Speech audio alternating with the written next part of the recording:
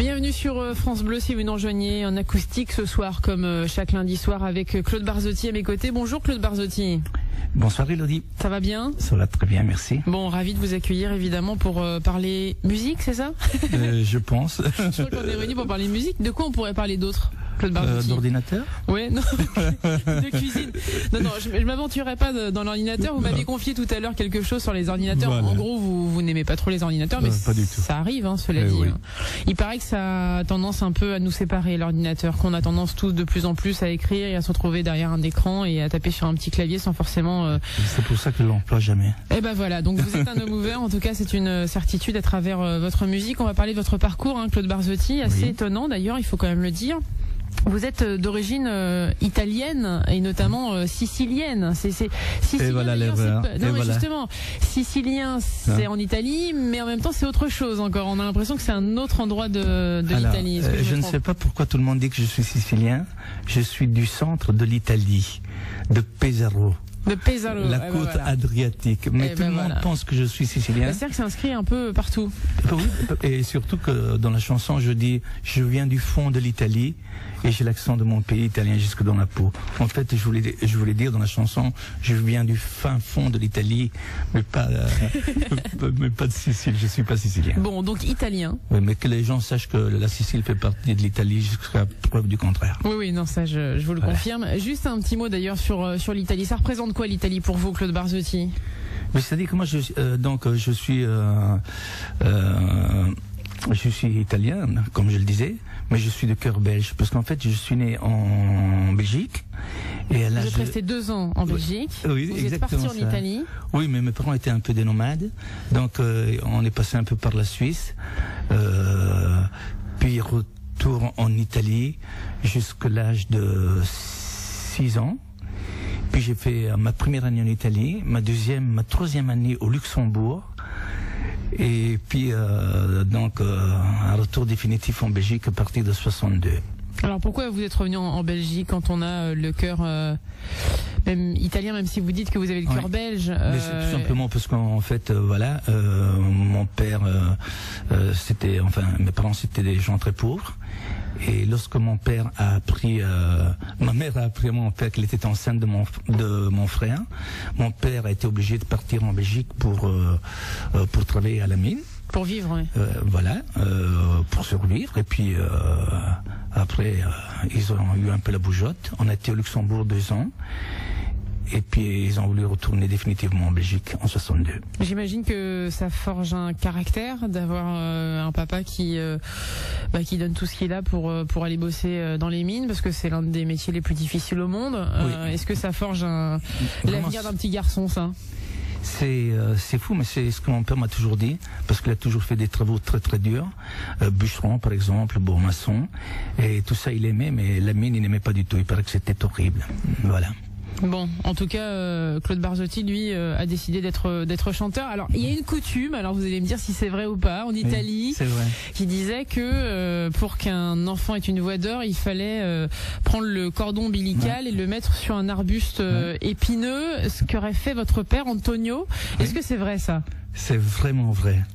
Alors, il y a une coutume qui dit que si les parents veulent que leur enfant devienne chanteur, et il suffit tout simplement qu'ils accrochent le cordon ombilical après la naissance, donc sur un buisson épineux, et l'enfant termine à la Scala ou à l'Olympia. Bon, moi, en ce qui me concerne, la Scala, je l'ai complètement ratée avec ma voix de malade. Ouais. J'ai fait l'Olympia et je la ferai encore le 19 et le 20 janvier. On va en parler évidemment tout à l'heure. Pourquoi votre voix de malade, Claude Barzotti? Parce que je fume beaucoup, je bois beaucoup, je sors beaucoup. Oui. Non, c'est pas vrai. Je fume pas, c'est marrant parce que je vous reconnaissais pas du tout dans ce que vous venez de me dire. Alors je commence à me dire, oulala, est-ce que c'est moi qui perçois mal Claude Barzotti? Mais je pense pas. Non, je sais pas pourquoi. J'avais une voix très cristalline au départ. Et puis, elle a mué, je sais pas ce qui s'est passé. Vous avez grandi. Et Dieu, en fait, on mue quand on grandit. Donc a priori, jusque-là, tout va bien. Jusque-là, tout va bien. C'est inexplicable, je sais pas. Bon, en tout cas, une chose est certaine, c'est que votre maman, Anna, c'est ça, et votre oncle avaient ce besoin permanent de pousser la chansonnette à la maison. Est-ce que c'est eux qui vous ont donné, qui vous ont plongé dans cet univers musical? Tout à fait. Contrairement à beaucoup de parents, en fait, qui sont pas d'accord que leur fils soit artiste. Les miens m'ont toujours poussé. Et c'est vrai qu'à l'âge de 6 ans, ils sont cotisés pour m'acheter un accordéon. Un accordéon, oui. Et puis à l'âge de 8 ans, ils m'ont acheté une guitare. J'ai fait des études de musique. Puis j'ai fait comme tout le monde, je pense, les bals du samedi soir à 15 ans. Puis après, j'étais professeur de musique à 17 ans et j'étais directeur artistique chez Vogue à l'âge de 22 ans. Vogue Belgique, voilà. Qui va marquer d'ailleurs un grand tournant dans votre carrière. On va en reparler, Claude Barzotti. Je propose qu'on se plonge dans la musique en fait, puisque c'est quand même aussi le premier élément de cette émission. Enfin, ce qui est mis en avant dans cette émission, c'est d'abord l'acoustique. Vous êtes venu nous interpréter la chanson Madame. Et il y a un petit pot pourri derrière, c'est ça? Ben oui, je vais en profiter pour chanter donc Madame, qui est la chanson qui m'a permis de me faire connaître au grand public. 400 000 exemplaires vendus. Je tiens à le préciser. Au début. C'est beaucoup plus maintenant. Non, mais au début, en très peu de temps, c'était énorme. C'était énorme. À ce moment-là. C'est vrai. Et puis, je sais pas, je vais reprendre avec, je sais pas encore, je vais improviser. Bon, on y va alors. On y va. C'est parti, Claude Barzotti en direct ce soir sur France Bleu. Madame, souvenir, évidemment dans cette acoustique. Imaginez un tas de choses, des choses que je n'ose vous dire, madame. Et pourtant, je pense à vous bien souvent, souvent je pense à vous, madame. Souvent je vous revois, madame. Je suis heureux, j'ai des idées. Et peut-être demain, vous me prendrez la main. Souvent je pense à vous, madame. Souvent je vous revois, madame. Ne me dites pas de m'en aller. Je pourrais en souffrir et peut-être en mourir. Je ne t'écrirai plus. Je n'en ai plus besoin. Je ne t'écrirai plus. Maintenant tout va bien. Je ne t'écrirai plus. Le calme est revenu. La tempête a cessé. J'ai fini de t'aimer.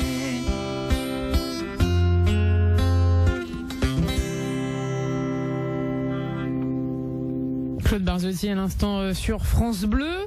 Alors ça c'était Madame Claude Barzotti. C'est ça, hein, je dis pas de bêtises. A priori, c'est le premier grand succès de Claude Barzotti, interprété ce soir en acoustique. Il est venu avec sa guitare, Claude Barzotti. C'est le premier grand succès de Claude Barzotti. Oui, tout à fait. On est d'accord. C'est une chanson que j'ai écrite, j'avais exactement 20 ans. Puis je l'avais sortie en 74. Et j'en avais vendu 2, quoi. Et puis c'est vraiment un grand hasard. C'est que je l'ai reprise en 83. Et la même chanson, bon, elle a marché. Alors c'est quoi qui fait la différence, Claude Barzotti, à votre avis? Parce que vous avez au début, vous saviez que vous vouliez faire ça. Oui. L'école communale, c'était pas vraiment votre truc. La musique, par contre, ça l'était. Il y a ce déclic avec cet accordéon que vos parents vous offrent à l'âge de 6 ans. Encore une fois, vous êtes issu d'une famille pauvre, donc j'imagine toute la symbolique de cet instrument, parce que ça coûte cher un instrument. Oui, c'est vrai. Donc et d'ailleurs, est-ce que Ma guitare coûtait 20 €, ça je m'en souviens. Oui, mais ce qui est déjà une belle fortune, hein, quand on n'a pas beaucoup d'argent. J'imagine que pour joindre les deux bouts, c'est pas toujours évident. Est-ce que du coup, ça donne encore plus envie de jouer de l'instrument quand on a un manque de moyens comme ça? Mais tout à fait, bien sûr. Donc on est motivé. Moi, je suis très heureux d'avoir fait les bals du samedi soir, puisque en fait, je touchais 15 € pour 6 heures de bal. Et j'étais obligé d'aller 3 fois par semaine faire des répétitions avec un orchestre qui se trouvait à 40 km. Et n'ayant pas d'argent, donc je faisais tout ça en stop. Et je trouve que c'est une bonne leçon. Oui, puis je trouve que c'est une belle image aussi. C'est une façon de découvrir davantage Claude Barzotti qu'on connaît pas forcément beaucoup. Hein, votre parcours, on connaît vos chansons évidemment. Quand on dit Claude Barzotti, tout le monde dit Madame, le Rital, ça vient tout de suite. Mais la vie de Claude Barzotti, c'est toujours intéressant de la connaître. Vous parliez là à l'instant de vos débuts. Vous aviez 15 ans quand vous avez démarré dans les bals, c'est ça, hein? Oui, 15 ans j'avais, exactement. Donc c'est assez impressionnant. Comment ils ont réagi vos parents quand vous leur avez dit et affirmé que vous vouliez faire ce métier-là? Mais très bien, ils étaient heureux, parce que c'est vrai, j'avais une mère et un oncle qui chantaient super pour mon bien. Mais ils n'ont pas eu peur pour vous? Ben non, de toute façon, je risquais rien. Hein. À l'école, j'étais un cancre. Donc, il valait mieux que je me lance dans quelque chose que j'aimais. Bon, là, du coup, on a parlé de Vogue tout à l'heure, Vogue Belgique. Ouais. Il va y avoir un grand coup de cœur d'un monsieur qui travaille à Vogue Belgique, qui va vous prendre sous son aile, en quelque sorte. Est-ce que c'est là votre première collaboration avec un professionnel? Oui, tout à fait. En fait, donc j'ai travaillé 1 an comme professeur de musique en Italie. J'avais 17 ans, et puis je suis revenu, mais juste pour dire bonjour à mes parents. Et je venais d'écrire une première chanson. J'étais me présenter chez Vogue. Et 4 mesures après, le patron a dit on prend, on enregistre. Donc et voilà, je suis resté en Belgique. Mais pourtant, c'est pas vraiment ce qui va vous faire démarrer là. C'est-à-dire que le titre Madame va être entendu par pas mal de gens. Et il y a d'autres personnes qui vont s'intéresser à Claude Barzotti. Tout à fait. Qui sont ce sont les frères Célie, les producteurs de La Danse des Canards.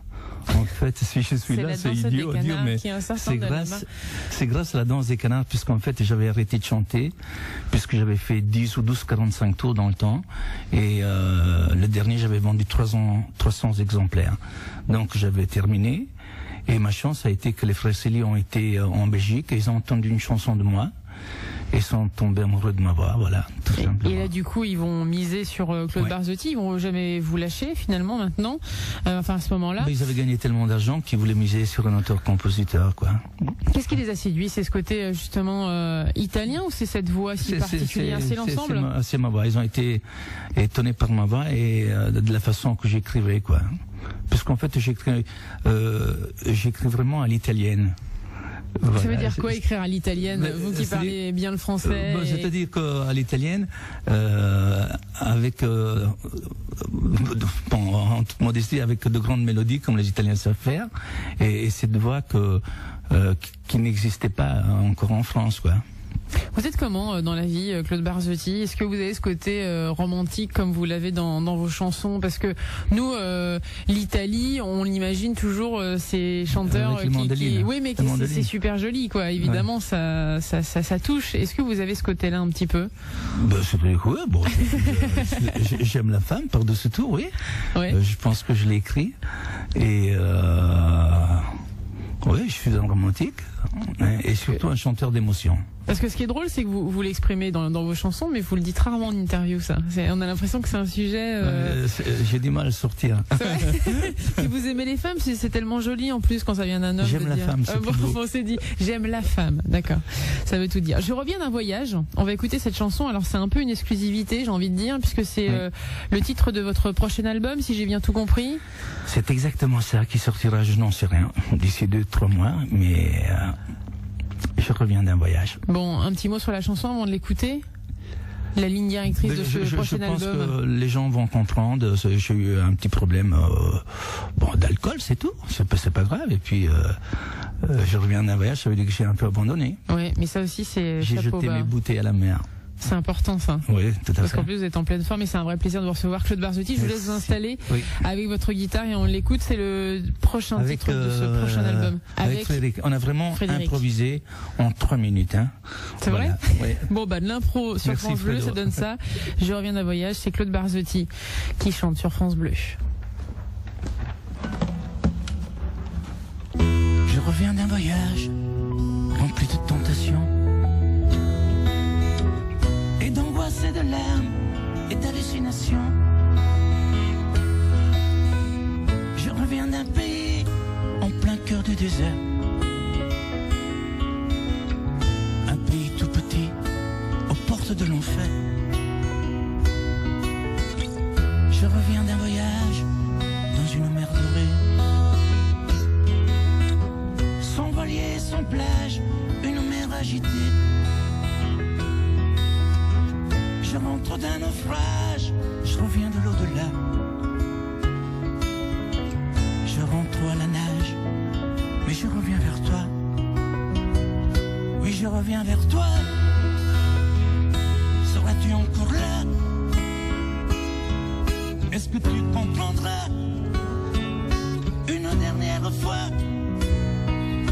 Je reviens d'un très long voyage, j'ai jeté mes bouteilles à la mer. Je veux plus jamais voir les rivages, les pièges empoisonnés de l'enfer.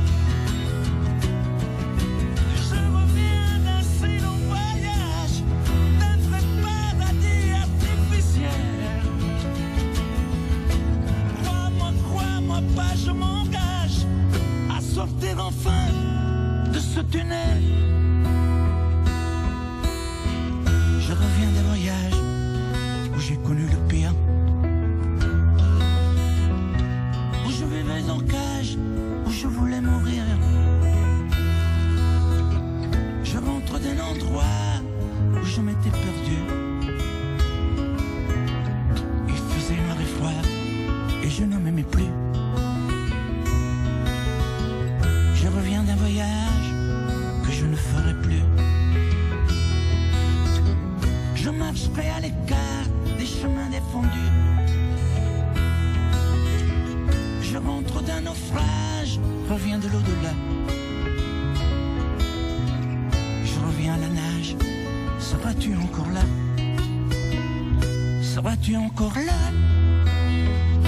Est-ce que tu m'écouteras? Est-ce que tu pardonneras une dernière fois?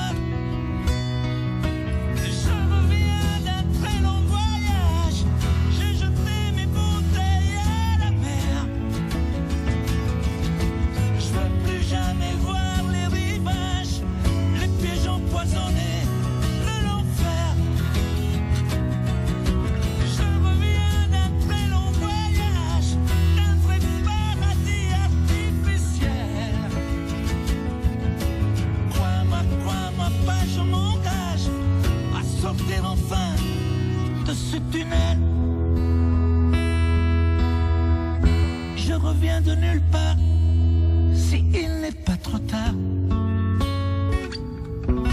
Je reviens d'un voyage.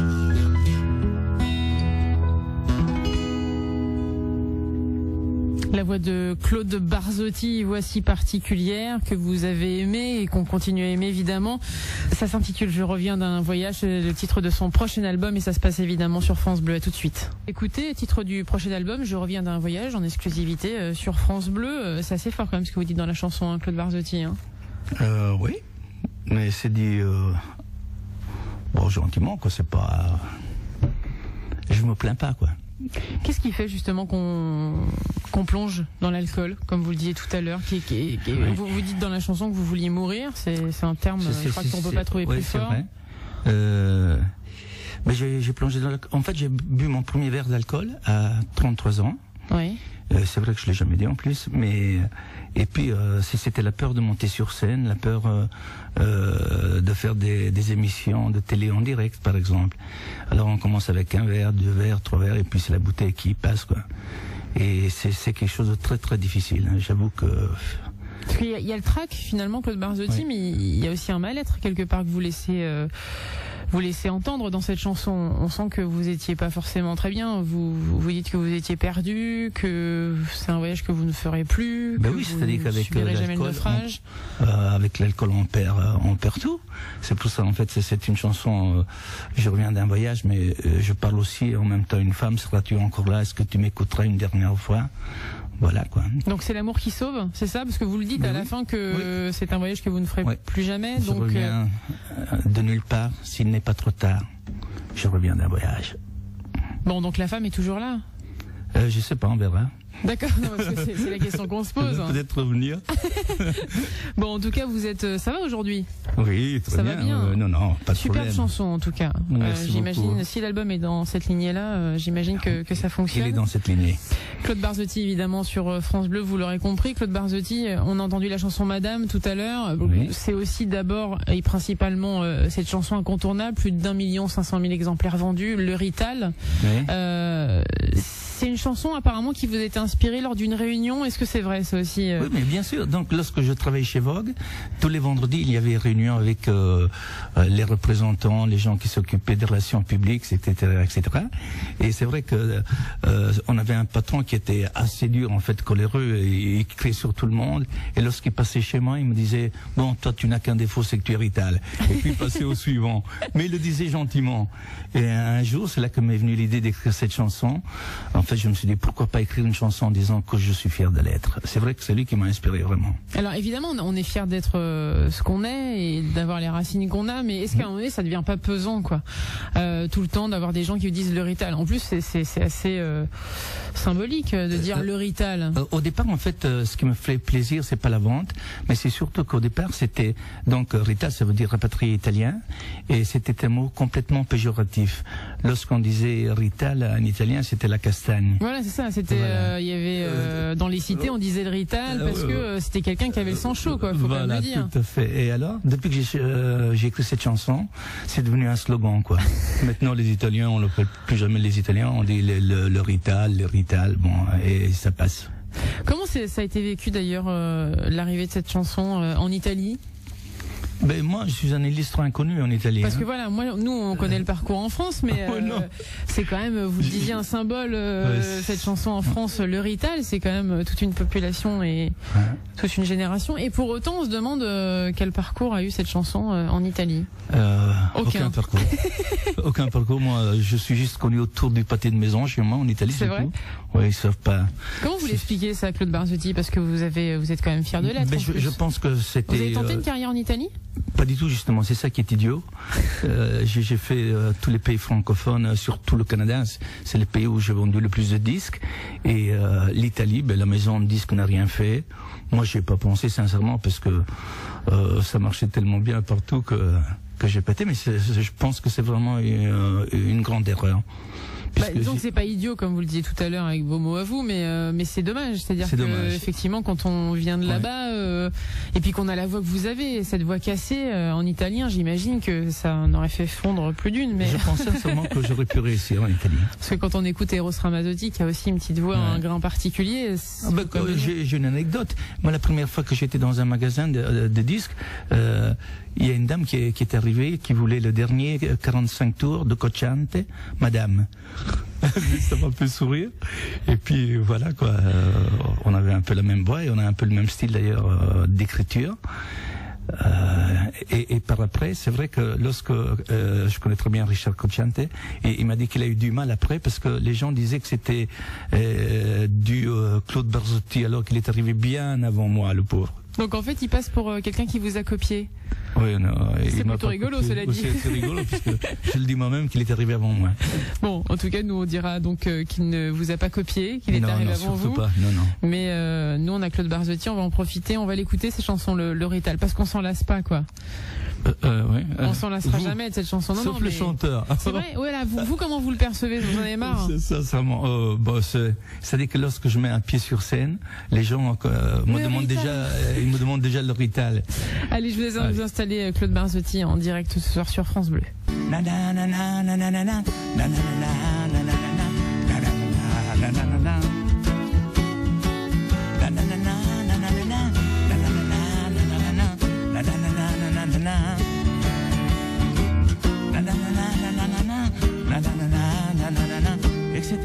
etc.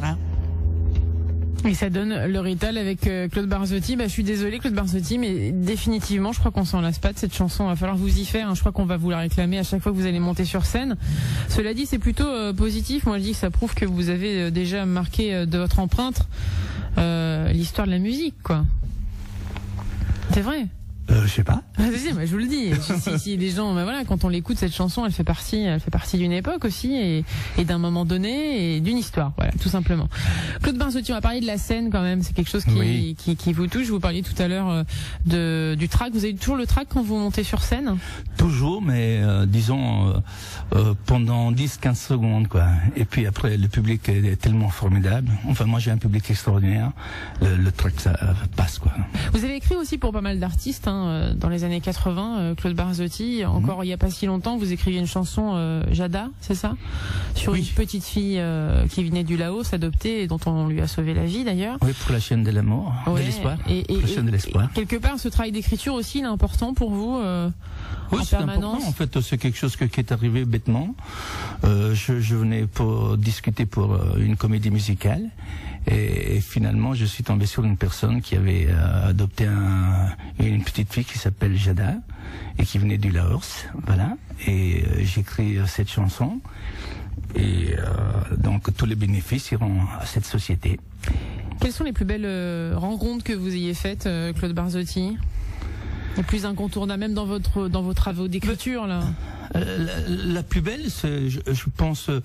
D'abord, c'est le patron des disques Vogue qui m'a accepté.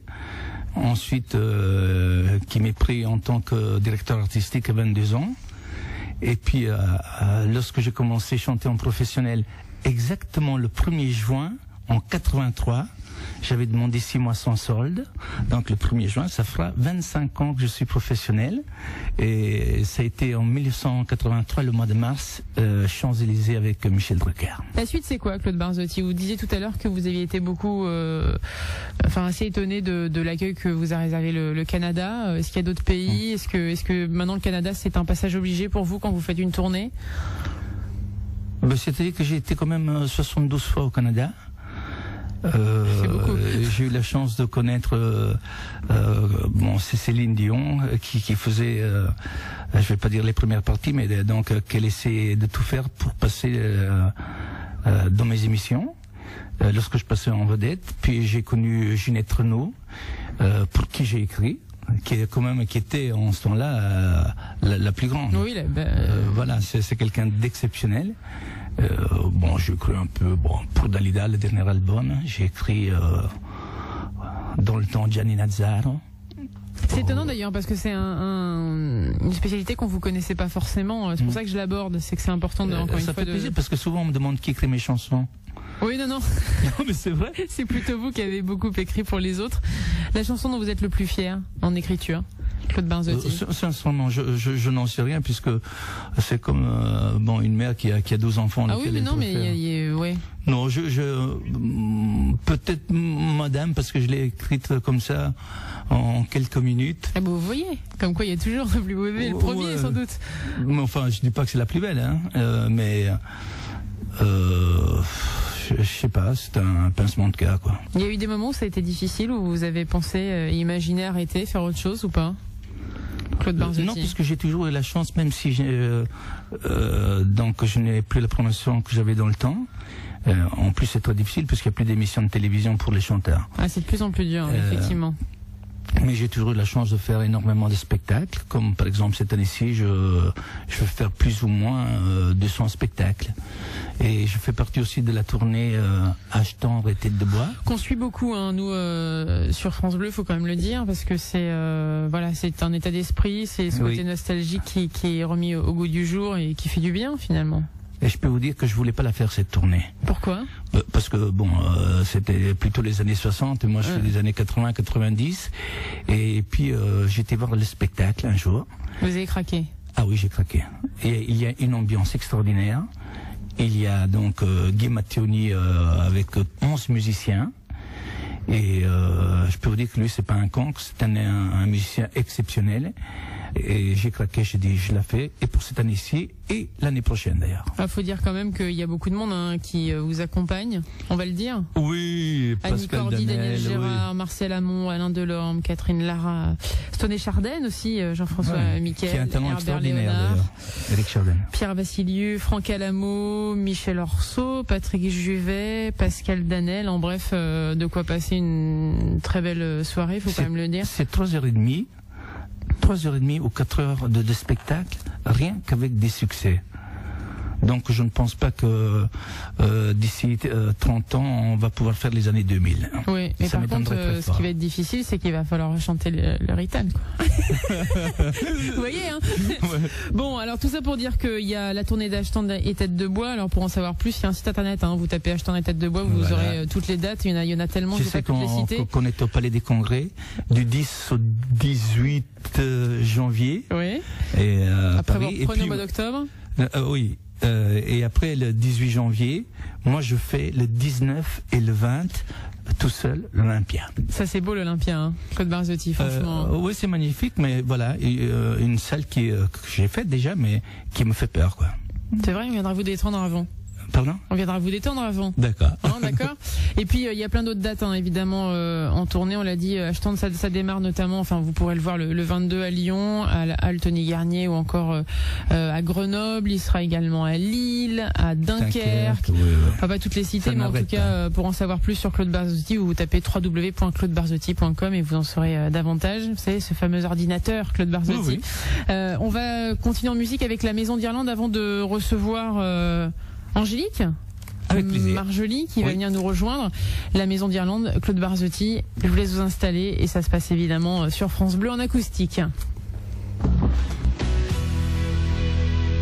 France Bleu ce soir avec Claude Barzotti à mes côtés en acoustique. On a écouté, si vous venez d'arriver, malheureusement pour vous, déjà ses plus grands succès. Et puis ce prochain titre, Je reviens d'un voyage, qui sera donc sans doute le titre du prochain album, à paraître d'ici quelques semaines, voire quelques mois. On verra ça évidemment avec Claude Barzotti un peu plus tard.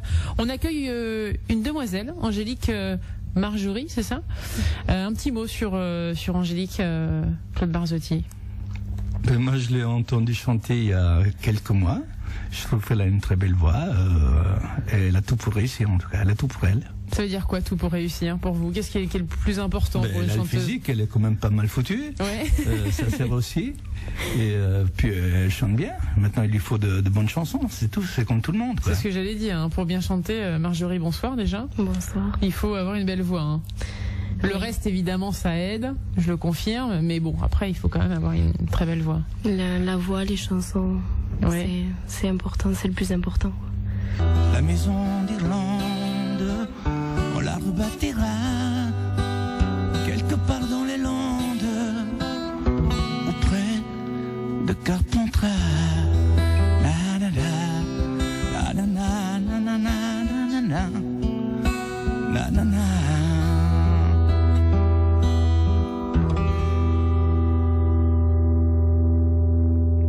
La maison d'Irlande sur France Bleu, chantée en acoustique par Claude Barzotti, qu'on retrouve d'ici quelques secondes. À tout de suite. Vers là, Claude Barzotti, une réaction après Non rien de rien d'Edith Piaf. C'est pas facile de chanter cette chanson. Oui. C'est comme chanter du Brel. Moi, en ce qui me concerne, je dis simplement que c'est difficile de s'attaquer à ce genre de personnage, mais bon. C'est toujours, c'est toujours assez compliqué.